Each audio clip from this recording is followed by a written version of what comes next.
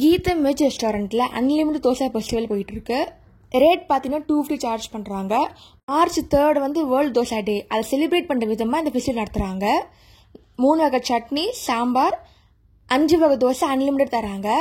நான் போன அன்னைக்கு நெய் தோசை, பொடி தோசை, பன்னீர் தோசை, மஷ்ரூம் மசாலா தோசை, மகாராஜா தோசை தந்தாங்க.